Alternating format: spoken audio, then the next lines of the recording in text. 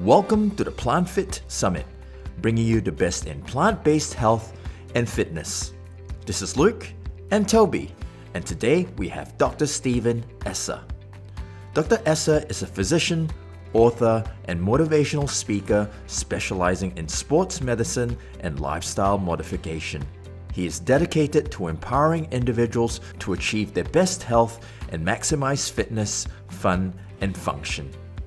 We start the conversation with Dr. Esser sharing on why we need to start taking control of our own health rather than relying on others to do so. Enjoy the presentation. And I consider that as a strategy we call green allopathy. You know, allopathic medicine is what I am. It's a medical doctor. But too often, people place so much value in what either a doctor can do or a shaman can do or the spiritual healer can do, and not enough on what they can do. And for many of us, we actually tend to almost give greater value to something that comes from the Amazon forest or from a high-tech firm where it was made by PhDs instead of the very things, the fruits and the vegetables you see behind me here, and the movement we can do ourselves, which is really the foundation of health. Mm. Yeah, obviously there's a ton of supplements out there and every company tries to tout theirs as special or as something unique and new. Is there something as, like unique and new that we absolutely have to have it if it comes from the Amazon rainforest? That's right. Well, I'd say two things about that. Number one, inherently our nutrition should come from the food that we eat. Now, people might argue with good evidence that some of our nutrition has been washed out, blanched out, is not as rich as the fruits and vegetables used to be because of the soil that we're growing them in, etc. Now, that sometimes can be twisted a little bit, though, to be used to sell or market a product. And that's where it's so crucial that you and I remember goals here. We as individuals, our goal is to be healthy. The company's goal is to sell product. Sometimes they work hand in hand, sometimes they do not so much, and can in fact be where we get marketed to or manipulated by some of these companies to think we absolutely need something. Now, if you're eating a purely plant-based program for an extended period of time, the data is quite clear, you would benefit from supplementing with a good B12 supplement. And the data is somewhere on the fence that you may benefit from some vitamin D and possibly a source of omega-3 fatty acids. However, those omega-3s can come from your food, from the flaxseed, right? And from the walnuts as two classic examples. And of course, from the deep green vegetables where we get some EPA as well. So inherently, the number one thing is the basic foundation of the healthy nutrition, and then use supplements, just as the term suggests, as a quote supplement, maybe here and there.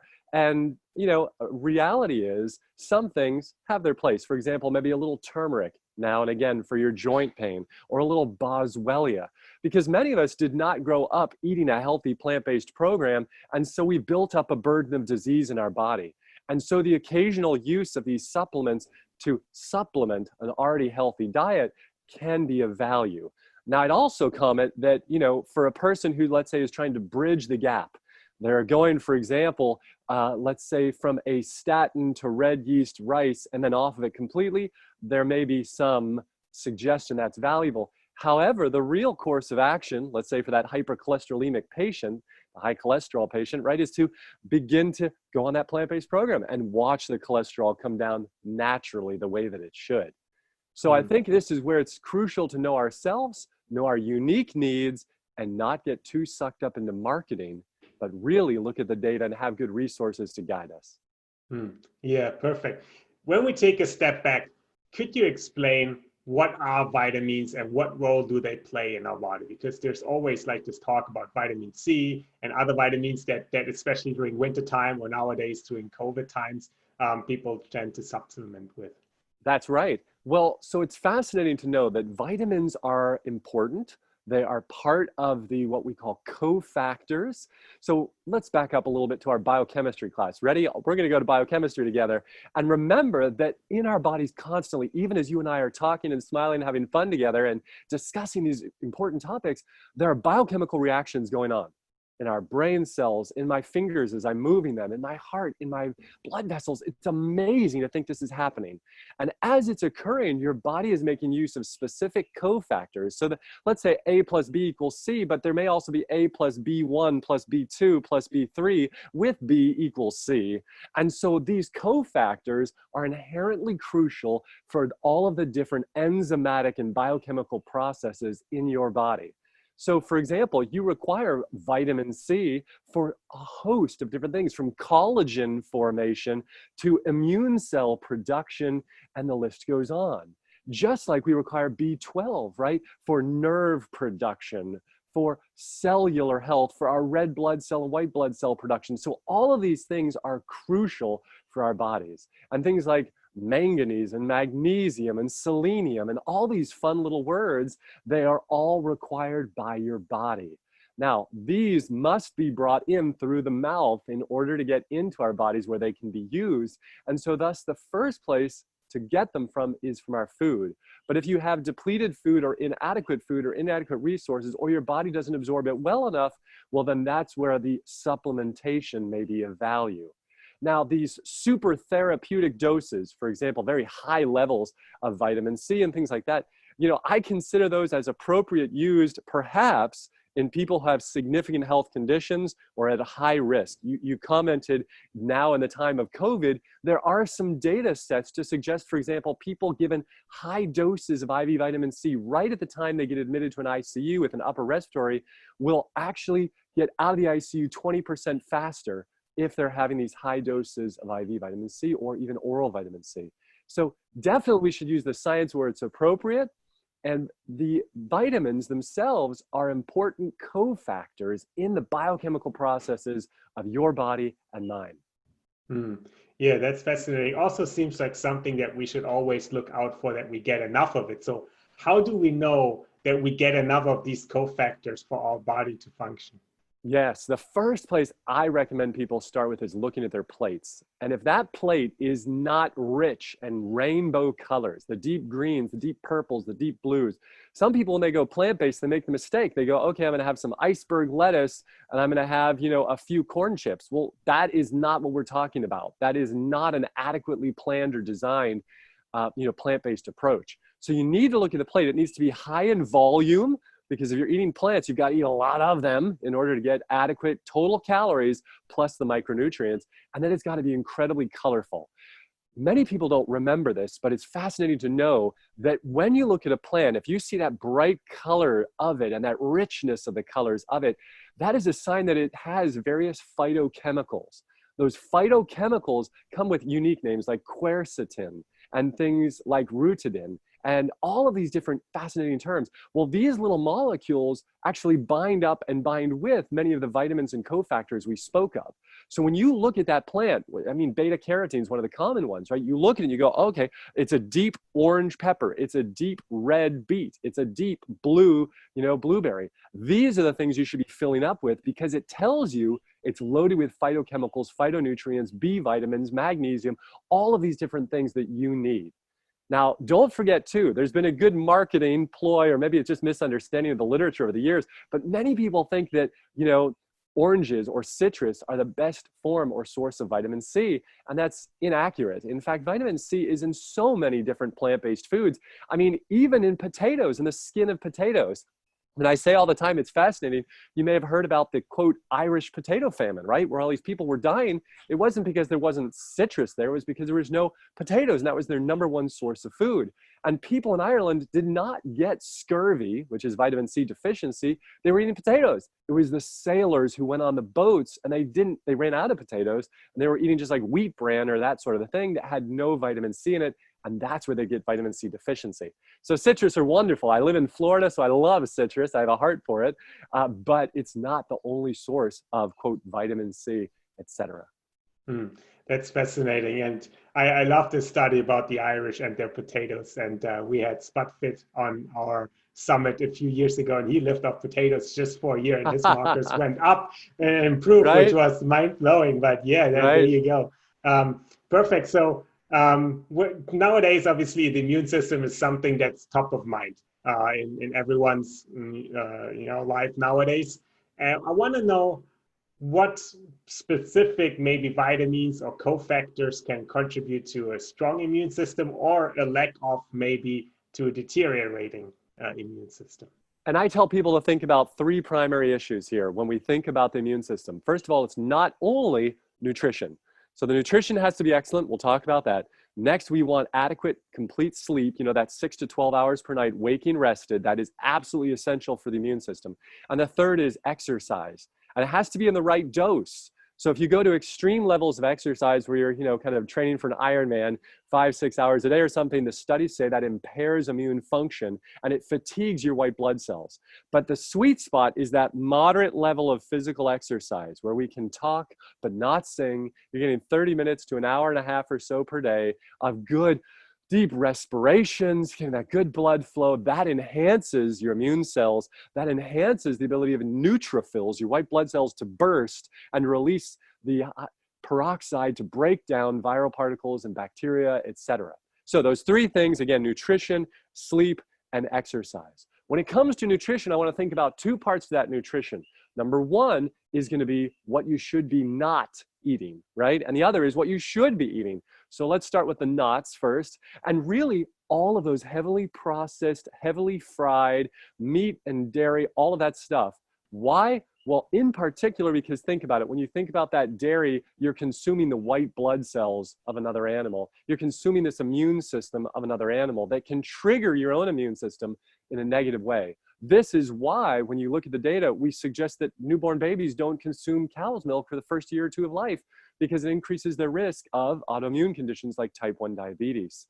In addition, think about that dairy. It's very congesting. So many people, and they eat the cheese, the ice cream, whatever, they get, kind of all congested the next day or two.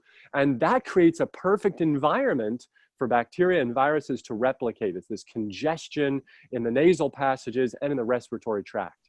So all of these foods, right, the heavily processed white flour, white sugar, if you look at the studies, a single dose of 30 to 60 milligrams or grams, of refined carbohydrate can impair your neutrophil burst activity for multiple hours. And so this is why the worst thing that parents do is the little child, for example, just the common upper respiratory infection, gets a little illness and the parent takes them out of school and takes them to the dairy shop and gets the ice cream sundae because it feels good on their swollen tonsils. And what does that do? This magnifies the disease process. When what should be done is we're stripping out all of those excess free sugars. Let's put our thinking caps on. Who has the highest rates of infection? Diabetics. Why? Because they have all these free sugars floating in their bloodstream, which what? Feeds bacteria and viruses, and what? Impairs immune system function. Perfect example right there. So our response when we're concerned about an infective process of any kind should be to consume more of the minimally processed whole plant-based foods, the complex carbohydrates in baked or roasted, steamed form, and the fresh greens in particular. Even if you're concerned possibly cutting back on a little bit of those free fruit sugars, just a little bit during the time of an illness, especially an acute illness. So that acute illness, that would be the time you're getting the upper respiratory symptoms, you're getting a little fever or chill. This is what we call a prodrome. So most diseases have a prodromal phase. It means an area or a period of time when you don't feel quite right, and this is the time to intervene. So as a kid growing up, my grandfather, of course, ran a big, healthy fasting facility, right, for 65 years. So us as kids, if we start getting a little upper respiratory, a little something, he'd be like, oh, we're fasting you. We'd fast for a day, just water and sleep, and you were better, and that was it. So we never had any childhood illnesses like measles, mumps, chickenpox, or any of those things. Even though we were surrounded by other kids who would get it, we'd hang out with them, we'd still get none of it. And even though at that time, none of us were even vaccinated. So it was fascinating because why? We were immediately, the moment you saw the prodrome, the early phase of the disease, you addressed it, upregulated the immune system, and there went the disease process, right? These infectious diseases. Instead of impairing or compromising our immune systems with what some people call comfort foods, right? These heavily processed, heavily refined foods of addiction that impair the immune system and lead to excessive congestion. Now, don't also forget, right? We know that arachidonic acid is the parent molecule that turns into prostaglandins. And prostaglandins are little molecules that create inflammation throughout our body. They're one of the forms of inflammatory molecules. They're a form of a cytokine, if you will. And we know that the number one source of arachidonic acid is meat, dairy, and fried foods. That's where it comes from. And so when you eat more of those foods, you're creating this inflammatory lake. And that lake is just waiting to tip over and go downstream into this river of inflammation. So the nutrition, we want it to be absent of all of those inflammatory foods. And then we want to fill it with the extraordinarily anti-inflammatory foods. And this is where I'm telling people right now, you need to skew the diet to all the berries, to all the greens, to things like your pineapple that's loaded with bromelain, right, with this anti-inflammatory enzyme. And so all of these should be appropriately selected. And all the herbs, the beautiful basil you and I were talking about earlier, and these other fresh herbs, these have powerful anti-inflammatory effects. You look at the studies on various kinds of spices as well, right? So we look at our turmeric, at our ginger, at our basil, this, et cetera. All of these are potent anti-inflammatories. So what you're going to do is you're going to make the big salad, you're going to chop up the fresh basil, you're going to squirt some lemon juice on it, and then you're going to take a handful of blueberries and cascade it on top. And there is this gorgeous beginning of your meal. And then you move forward with more health-promoting food. You mentioned one term, the ability for neutrophils to burst, and yes. that is very important for maybe one of the immediate reactions of the body for invaders, viruses, bacteria. Can you expand a little bit more about this part in particular and why something like a simple carb might prevent this or does prevent this from happening? Right. So I don't know that it's fully understood in the literature exactly why the refined carbohydrates impair the neutrophil function, but it's something about creating a sluggish environment in which the neutrophils do not as rapidly move in the direction of the bacterial invaders or other antigens, and also are not as effective in releasing this hydrogen peroxide that's inside of them that helps digest and engulf whatever invaders they find. Because here's what's fascinating for you and I is that the body constantly is in a state of balancing inflammation. And so inflammation, when you have, for example, you roll your ankle, right, and it swells, that's good inflammation because it draws platelets and growth factors to the area. And also that inflammation makes it so you don't move your ankle as much. Your body's trying to get you to protect it so it can heal. Now, chronic inflammation from, let's say, bad arthritis or other diseases, autoimmune diseases, we don't want that. As well as in this time of COVID-19, this hyper-inflamed state, this storm of cytokines, right? We don't want that either. And so it's crucial to remember something. Let's use the example of this water bottle I have. Imagine that this water bottle is my inflammatory levels in my body. If it's already this full of the food that I'm eating, the lack of exercise I'm getting, the poor sleep, the chronic stress, well, now I get some upper respiratory illness, whether it's COVID-19 or COVID-22, right, in the years to come, and it just is going to do what? It's going to tip me over and outflows this excessive amount of inflammation all over the counter, and there is my disease process and overwhelms my body. And in the case of COVID-19, right, overwhelms the respiratory system, excessive amounts of inflammation in the lining of your lungs, and here's where we get into trouble. So what we want is that this is down here.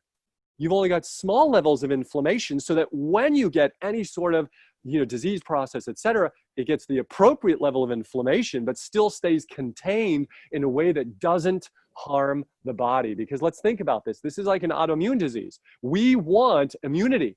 The immune system is inherently crucial for human survival. But if something hijacks the immune system, now, boom, it overflows and boom, it begins to attack itself through the processes of molecular mimicry, right? And then we're in trouble. Yeah. And I think that you bring up a point that is only like, at least for me, it's becoming clear now that we have this pandemic going on, is that the immune system has to deal with the same things, either being it bacteria or viruses or created by food that we eat. Because so far, a lot of people and the conversations we've had is, okay, as long as the food is sterile, it's not going to quote unquote be harmful and not going to impair our immune system's ability to respond. But you're telling a different story. Well, and the story I'm telling you is the science story. And No, the absolutely, reality, yes. yeah. I mean, this is where people are forgetting basic science. So when we were in medical school, what did I learn, right? 80% of your immune system lives along the walls of your Gut. intestinal tract. Yes. And so it is through this that our entire body is educated on what to do. And so if we're consuming the standard Western diet that results in widening of the junctions of your intestinal mucosa, now undigested proteins, viruses, and bacteria can quickly sneak through, and there they induce havoc, miseducate your immune system, and we get into trouble. Versus the person who's eating that excellent plant-based, micronutrient-rich, fiber-rich program, their gut junctions are tight. And as a result, only well-digested foods are able to get through where they have appropriate immune results. So the reality is our food is never sterile. Our food is never free of bacteria. If it is, we should all be concerned because that means it was ultraviolet radiated and in a lab somewhere where it's been all kinds of other havoc caused to it. The reality is we are meant to live in a symbiotic relationship of health with the bacteria around us. Now, what becomes a problem is what we see where in various cultures, we're beginning to bring viruses that are rich in other animals, etc., into the equation of human exposures that we shouldn't be having. In the consumption of those animals and the rest, we're exposed to things that we're not meant to be messing around with, right? I mean, we see this, for example, in America at times where we use the manure of heavily treated cows to put it on apples. And then if the apple falls on the ground and gets in that manure, we get some sort of toxic bacteria that now is antibiotic resistant. And now some little kid gets an illness with a GI thing and blah, blah, blah. And it was, well, that wasn't the fault of the apple. It was the fault of we taking these, the bacteria from the stool of the cow that was treated with tons of antibiotics, so it created resistance. We're creating this whole problem ourselves. And that's where it's crucial that we're getting back to the basics of food, because food is information at the cellular level. That's what it is.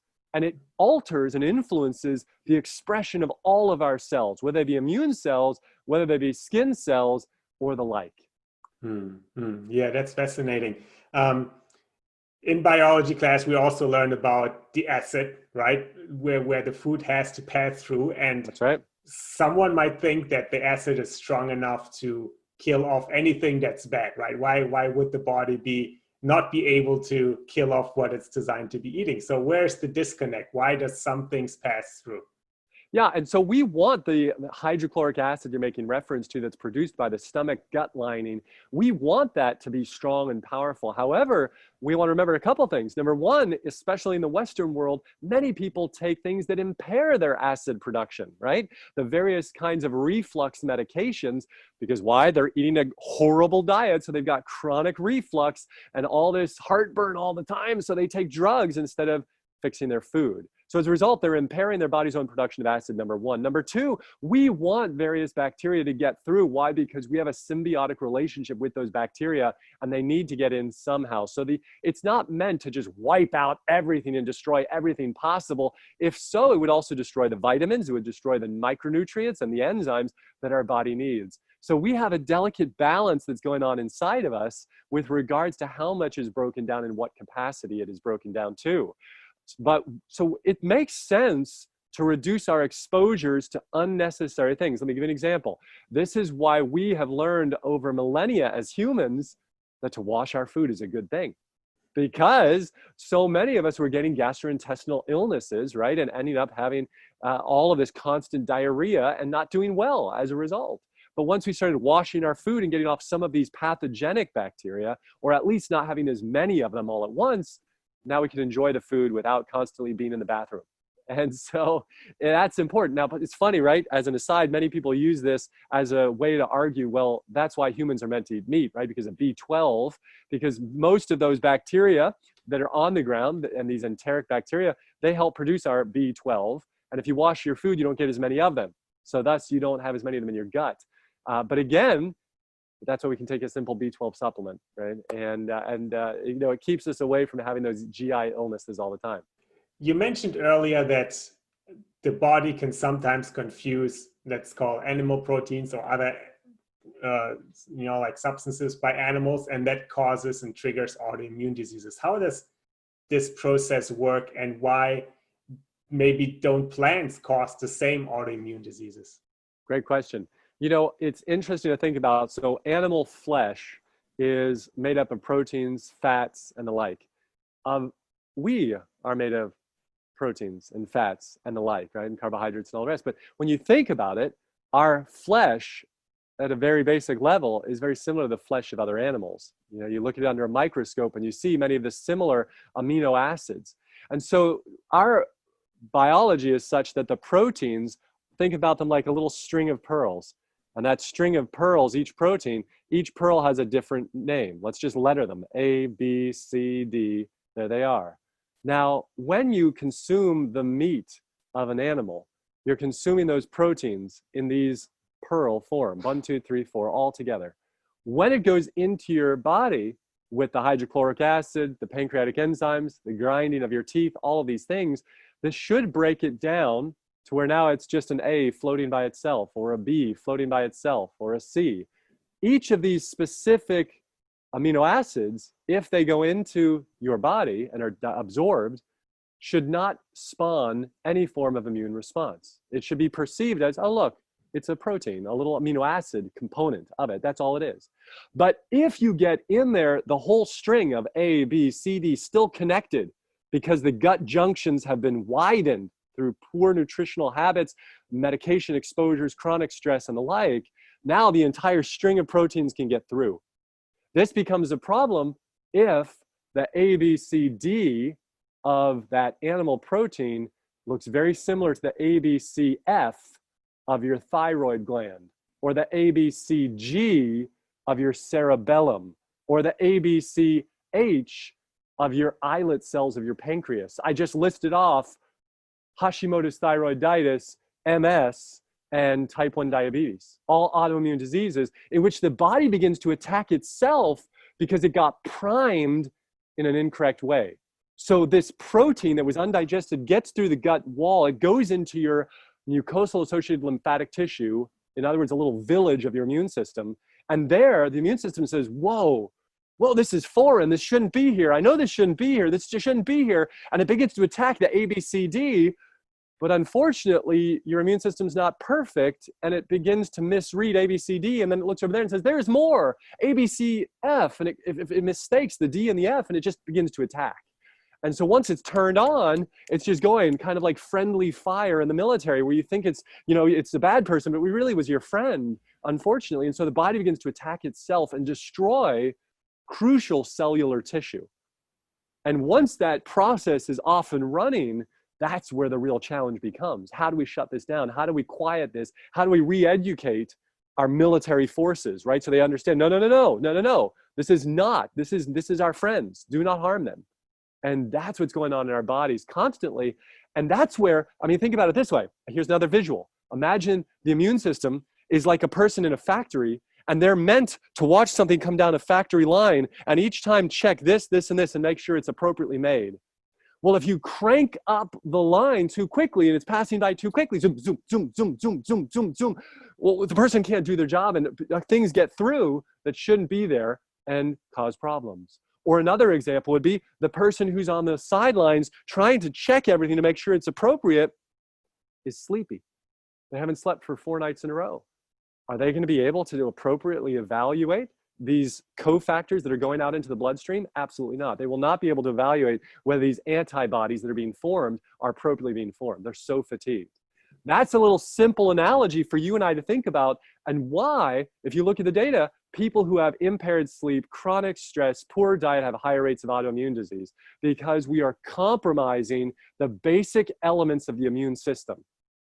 And so for those of you out there who have any autoimmune disease or have a history or family history of autoimmune disease, don't buy into the lie that unfortunately many doctors say, which is, oh, this has nothing to do with food, this has nothing to do with anything else. This is all just has to do with, kind of a random chance event in your genetics. That is absolutely not based in the literature one bit. And the scientific data is there in a very robust way to support that this gut dysbiosis, or we could even just say leaky gut concept with molecular mimicry, as we said, and this miseducation. That's where the heart of the matter is. And does that also mean there is some chance to reverse autoimmune diseases? Absolutely. And the majority of people, if too much of the immune system has not been misdirected, if too much damage has not occurred, I will tell you 80 to 90% of the time it can be reversed and ameliorated. Why do I say that? Well, because I've seen it, right? For my grandfather's ranch, where he ran it for 65 years, 30,000 patients, a huge portion of his patients would come had autoimmune disease because they had no other answers. They wanted to see what they could do. And by bringing people into a controlled environment where they would eat these various foods that reduced inflammation, helped repair the gut lining, right? And then suppressed just chronic inflammation, you could re-educate the immune system, symptoms would resolve, and off we go. And so absolutely, but 10 to 20% of people, the immune system is too dysregulated, too dysfunctional, maybe they have too high of a genetic predisposition, they're a challenging case. But the others, you want to give yourself 3 months of an excellent plant-based micronutrient-dense program with none of the animal foods, with none of the dairy in it, none of the refined foods, and offer as many medicines as you can be, and see what happens. That's very inspiring and hopeful for everyone who's listening. You mentioned about inflation. You showed us the cup, how it overflows, but you also mentioned that inflammation can be good, as in the case of an immune response to, like take care of the problem at hand. So how would a normal immune response look like over time? And how does it compare to what the chronic inflammation that you described? Well, some of the newer studies would suggest there are actually even different types of immune cells involved in some of the acute versus the chronic.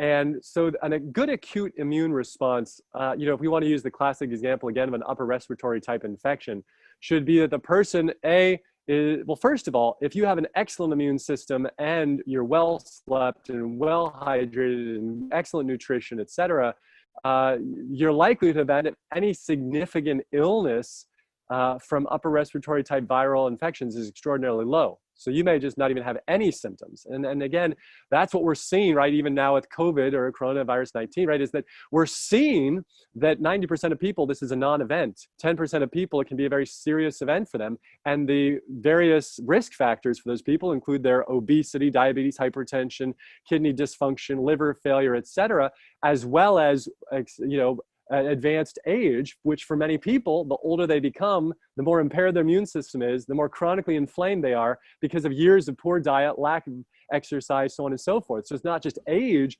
we should talk about, not chronologic age only, it's also physiologic age. So studies in the Lancet, for example, published several years back, showed that a person with type 2 diabetes is on par with someone who's 15 years older. In other words, the diabetes ages you by 15 years because of the chronic inflammation at the cellular level. So what we're looking for people to do is keep their immune system and their general health so good that when they get some chronic level of inflammation or acute sort of illness, et cetera, it's like a little puff in the wind and it's gone, right? It's a little bump in the road and it's gone. That's what we should be expecting for ourselves.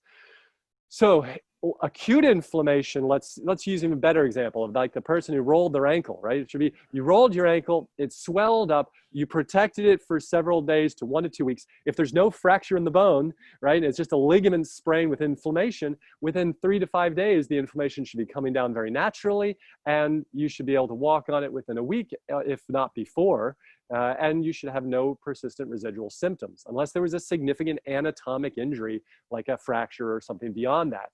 Now, the person different to that, right, would be the person, let's say, with chronic edema in both legs or chronic lymphedema from they're carrying an extra 200 pounds on their body, and they're impairing blood flow return from the legs back up.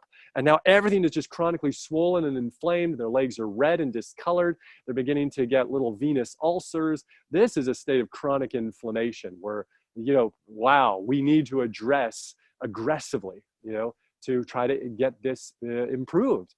But again, the person who's got chronic inflammation already and then gets, let's say, an upper respiratory illness, they will have a very magnified course with a prolonged course, right?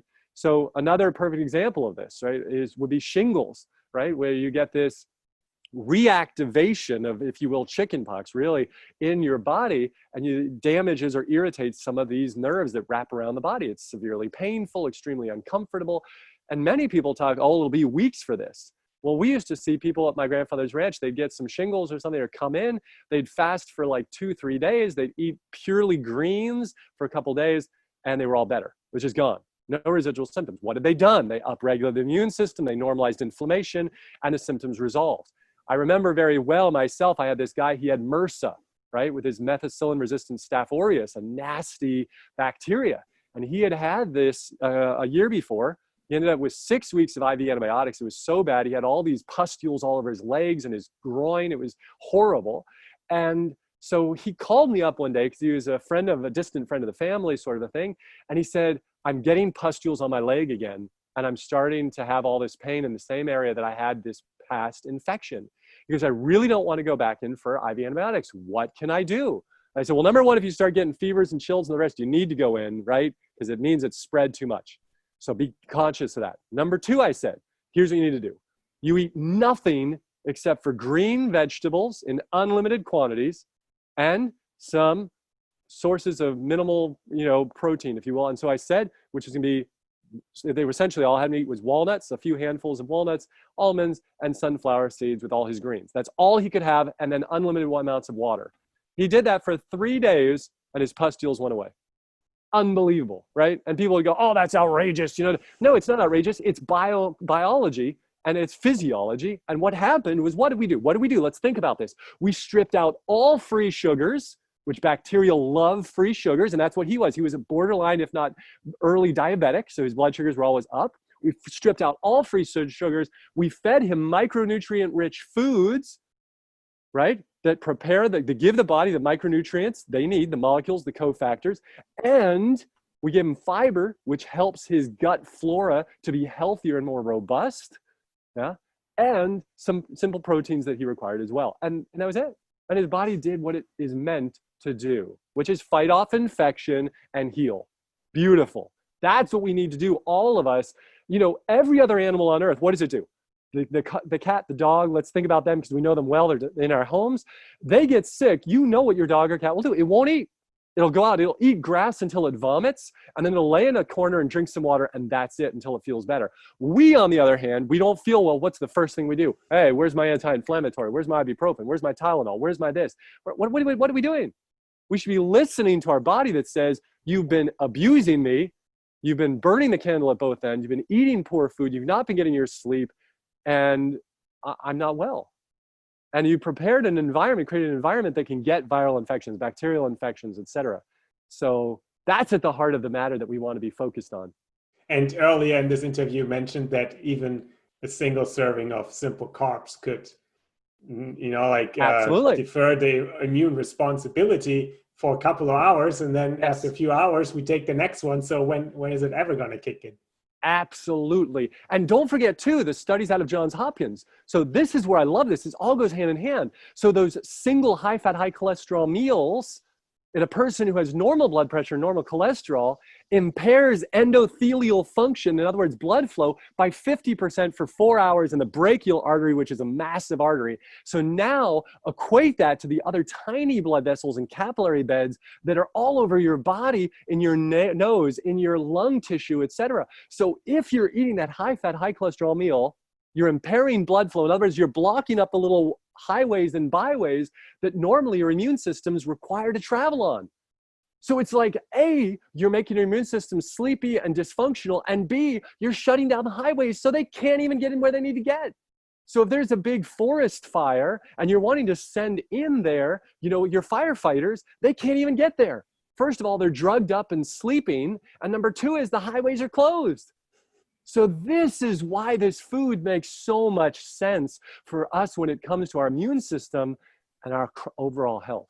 You mentioned cytokine storms earlier, and it's one of those concerns that do come up with COVID-19 as maybe one of the severe forms of how the illness could progress.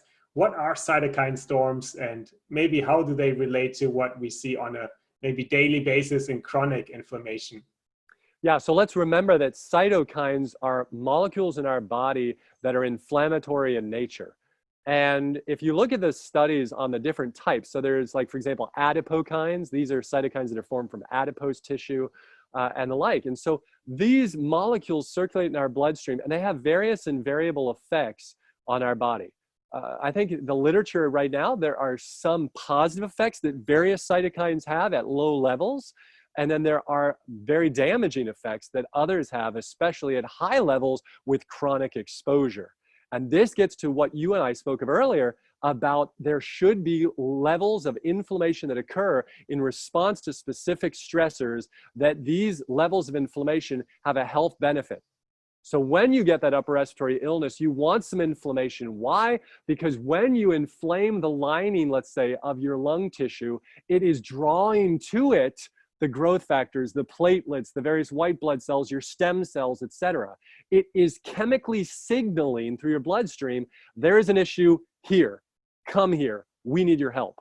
Just like if you get an infection right in your, let's say your finger, and it swells. Why does it swell? Again, it's all this chemical signaling that is drawing to it all of these different factors and molecules, etc., that are required for healing. Because you want the platelets to come there, because remember, platelets are about a 20th the size of a red blood cell, and they're in your bloodstream, and they're loaded with 60 different types of growth factors, many of them which are antiviral and antibacterial. So they come there and they go, and they release all of these little molecules in the area, which then facilitate and attract further stem cells, which are circulating in your body at all times in low quantity.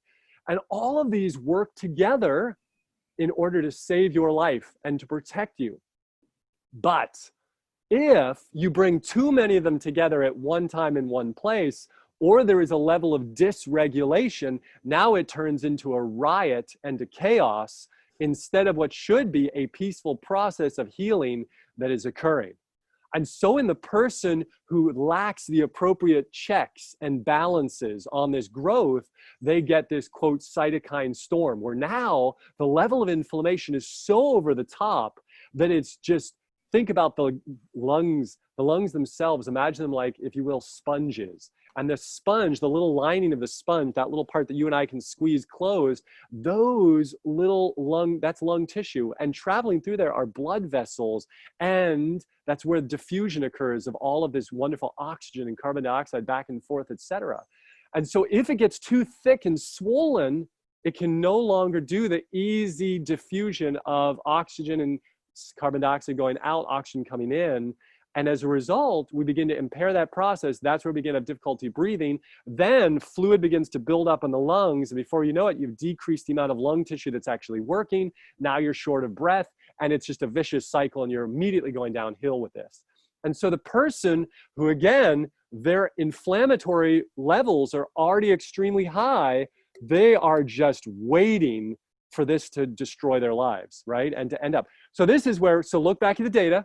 A lot of you may know on Instagram and Facebook, Esser Health is where I have my stuff. If you go back like 8 weeks from today's date, what you'll find is all these studies I was putting out on SARS, on MERS, on COVID, on H1N1, et cetera.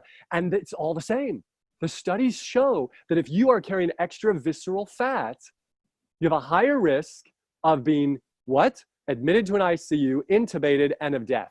And why? Because the belly fat is a primary source of cytokines, of adipokines, and these are extraordinarily inflammatory. So not only do these cytokines increase your risk of what? Heart disease, diabetes, but they also increase the risk of what?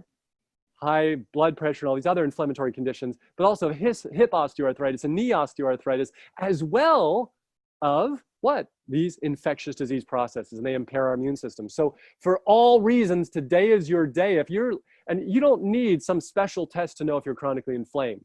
You can just look down at your body. Number one, first thing to look at is, do I have a lot of belly fat? And if I have a lot of belly fat, right, and I can't even see my belt, right, or if I can't even see my feet, you are really hyperinflamed. And we need to address this today, starting with an excellent micronutrient-dense plant-based program like what I advocate. Next, things to look at, right, are all the simple markers of inflammation in your body. Are you chronically fatigued? Do you have swelling in your fingers or your feet? Do you wake up with joint pain? My grandfather used to say it great. He'd say, it is not normal for humans to wake up with chronic achiness in their joints and fatigue, etc. No, you should be waking up ready for a new day, excited and enthusiastic, feeling fresh and clean, not over the sink, blowing your nose out and coughing and sneezing catarrh out, etc. That is not normal human behavior. And if you have those things, it's telling you you're chronically inflamed. Or if you look at your medicine list and you're on more than, any medicines, you probably got some chronic inflammation. So these are simple signs. If you want more data, fine, get the labs, look at your CRP, your SED rate, your this, your that, all there is. But you don't even need those. You can just look at yourself, look in the mirror, and evaluate yourself. Get back in touch with you, right? And understand you are powerful to change this and to keep it that you don't have a cytokine storm. Because this random coronavirus will not be the end of this. Think about it again. We've had SARS, we've had MERS, we've had all these others, and we will keep having more. And at the heart of the matter, this should be a wake-up call to all of us to say, I need to be healthier. I need more vital, so that as I age, especially as I age, that I'm not concerned. I don't have to be concerned about these random things that come down the pipe. You mentioned that fasting helps, at least for a day or something, for the immune response to, like go in high mode, and then it takes care of it. How does that work? Why is fasting is so powerful? Let's go back to what we talked about, right? So number one, when you fast, you strip out all unnecessary sugars from the bloodstream, right? There are none. You're not eating them. So the body only goes through gluconeogenesis, where it has to break down the stored glucose in your muscles, liver, fat, et cetera, so on and so forth. Number two is you are really giving your body physiologic rest. When you give it physiologic rest, it has the chance for it to actually take care of business. So fasting should not be done if you're on multiple medications. That's one thing I'd comment on. Number two, fasting should not be done more than 1 or 2 days if you've never done it before and if you have no supervision. And number three, fasting should not be done when you're out working a high-paced job, exercising a lot, etc. That's not fasting. That's beating your body up. True fasting is physiologic rest. In other words, you're sleeping, you're doing some good spiritual reading or meditation, watching some gentle movies, listening to some good music, and you're resting. And that's what you're doing. You're not consuming food, because you want to remember, food gives us energy, but to digest and absorb the food also takes energy. And so when you fast, you're just letting the body take care of itself. You're resting. You're putting it in a pause mode, right? And that's what's so beautiful about it. You strip out all of the free sugars, you remove all of the other excess, kind of excesses of your diet that may be there, and you provide the body with physiologic rest. And during that period of fasting should also be, upping your water consumption, 10, 15 ounces every half hour or so, if not more, seeking to at least get 70 to 80 ounces of purified water in per day. So you're well hydrated and you're cleaning up the system, and that can be so powerful. Studies do show that a single period of about 8 to 10 hours of fasting brings down, inflammation, but also increases the release and production of various white blood cells. In addition, if you look at these intermittent fasting studies where it actually causes mobilization of stem cells from the bone marrow. So you have these stored stem cells in your bone marrow, and when you begin to fast, they come out, they peripheralize, it's called. And so now they're circulating, going, what needs to be fixed over here? What needs to be addressed over here? I can see that needs taken care of, so on and so forth. So it's a beautiful time to reset both physically, but also emotionally, psychologically, and spiritually. It can be wonderful. And that's why every spiritual tradition, right, essentially has periods of fasting that they would recommend to their constituents. Is there a particular frequency that you would recommend someone to do it, or is it just by a need basis? I would love, so it depends on your access and time and ability and your overall general health. If you've fasted in the past under supervision and you know what you're doing, then doing a brief fast here and there is very reasonable. But again, if you're on various medicines, as we spoke of, you really should not be fasting because your blood pressure drops too quickly. If you're on blood pressure meds, you may pass out, etc. If you're on anti-seizure medicines or blood thinners, fasting is not for you at this time. You only want to do something under supervision. However, if you're an otherwise healthy individual, not on medications, who just wants to clean up their diet a little bit, a brief period of fasting, it depends on what you're willing to do and have time for. The reality is I love to fast, but my schedule is always so busy and challenging. I don't have the time to give that complete physiologic rest. I have my wife and children, my work, my job, my talks, my speaking, my this, etc. So I need to keep on going. But I do recommend to people once or twice a year, even those who are extremely busy as I am, to step away from the world a bit and to take several days, whether it be fasting or even a juice detoxification period, right? Drinking 8 ounces of juice every 3 hours, along with all that water as well, to just let the body reset. Now, if you've got, time, etc., and you have a job that allows you the flexibility to take a day here and there, then doing 1 day every 2 weeks of fasting would be outstanding, just to kind of give your body a little break. And you can try to find that exact place for you. Is it 1 day a week? Is it once a month? Is it 3 days a month that you fast? Is it once a year you do an actual inpatient fast with somebody supervising you for a week or two? These are all options that are so powerful to kind of reset the body, but also looking at that data, right, is that intermittent caloric restriction results in prolonged longevity and increases telomere length and all of these cool things that are all related to reducing aging and slowing that process. That's amazing. I'll do it for sure. Over the next, once we have the summit maybe out and running, we can take the rest. That sounds amazing. Maybe last question, because there's so much uncertainty going on, and like stress from different sources, being media, not just food. So how much can we do by ourselves, by the food choices we make, the lifestyle choices we make, to what we're facing in terms of health? So if it comes to chronic lifestyle diseases, obviously what we do is the most powerful predictor of our health. So things like diabetes, high blood pressure, heart disease, and the rest, if you look at even middle of the road studies that show people eating more fruits, more vegetable, exercising a bit, keeping their weight at a healthy range below obesity, not smoking, even in these people, the rates of, for example, heart attacks, of strokes, and of diabetes go down by almost 90+%, even in the middle of the road. So for most of us, the majority of the time, the diseases that were common in the Western world need not be common. They are diseases of excess, and that if you're consuming more fruits, more vegetables, and ideally only fruits, vegetables, nuts, seeds, grains, etc., staying well hydrated, getting your exercise, those diseases almost disappear. Diseases such as various cancers, because there are toxins in the world we're exposed to, etc., these reduce by 30 to 60% depending upon the cancer that we look at, but it's not perfect. So that still needs to be in our mind. We need to do everything we can to reduce our risk. When it comes to inflammatory, if you will, immune diseases, autoimmune diseases, the studies show likewise, the more minimally processed whole plant-based foods we consume, the lower our rates, for example, of ulcerative colitis, of type 1 diabetes, of all these other common processes, of lupus, of fibromyalgia, many of them just melt away. Then when it comes to diseases like coronavirus or COVID-19, various infectious processes, here's what I tell every person. Number one, you want to really maximize your body's immune system. Number two, you want to find peace and contentment and joy in your life now, every day.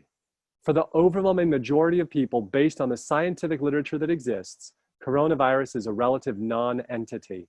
For those, if we look at the data, for example, out of America right now, right, we look at places like Pennsylvania, 70% of all deaths are people in nursing homes, right? The number one reason to end up in a nursing home is what? A heart attack or a stroke. That's the number one reason to end up there. It is not just your age. And well, will you end up there if you're eating the plant-based program? Probably not, because you're not gonna have that heart attack or stroke. You're not gonna be that level of impairment and debility. And so what do we know? People in nursing homes, right, have horrific diets on average, right? They're not getting the plant-based foods. They're not getting any exercise. They're not getting fresh air, all of these things. So for the majority of the people, the majority of the time, in the majority of the world, if we can assist people to maximize their nutrition to a micronutrient-dense, plant-based, fiber-dense program, if we can get people exercising regularly, 30 minutes or so per day of cardiovascular exercise, if we get people with adequate sleep, right, every day, waking up rested, etc. And if we can minimize the exposure to toxins, why? We look at the places where this has been the major problem, like places like Wuhan, China, or the northern parts of Italy, or New York City. What do they have in common? A lot of people exposed to a lot of chronic, nasty toxins, and with poor diets as well, of course, but all those toxins from the factories, right? Or in New York City, if you walk down the streets there, the scrapers go straight up. All of the toxins are right here from the cars. You're walking down the street, sucking that in all day. It is not just about the people being close to each other. It's also about other things that compromise the immune system. And so I would tell people, right, is that you want to maximize your immune system. And when you maximize that immune system, your risk of these acute inflammatory, immune compromising viral infections radically comes down. And it becomes almost a non-entity for the majority of people the majority of the time. So instead of buying into the hype and the fear mongering and all the rest of this, what we need to go back to is the science and the data that exists. That if you are one of those people in the Western world who's carrying extra weight, today's your day.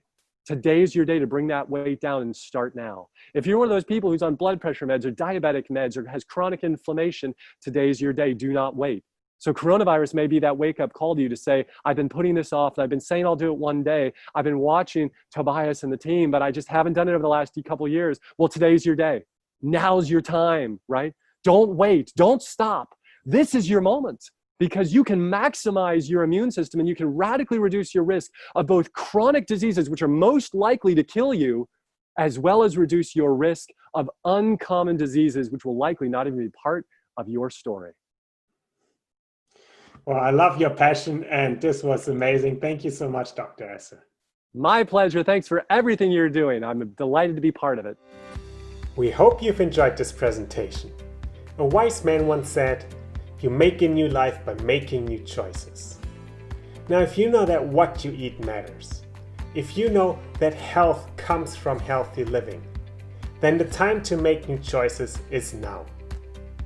And just imagine owning the summit for life. Click the button for more. Maybe you know our stories. Luke and I lost family to cancer, and we wish we would have known sooner what you are learning here today. So please, share the summit, take action, and let's support each other. Thank you. This is Toby and Luke signing off, and we can't wait to see you for the next presentation.